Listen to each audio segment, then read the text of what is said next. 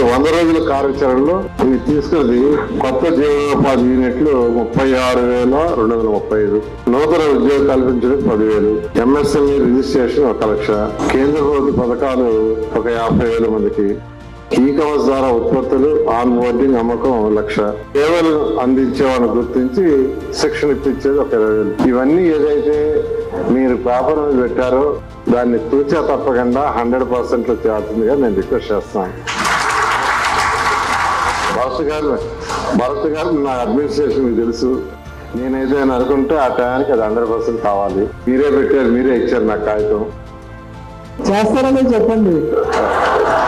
Thank you.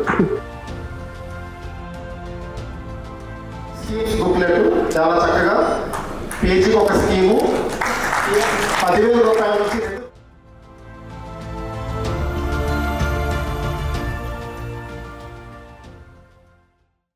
అందరి మధ్యలో సత్కారం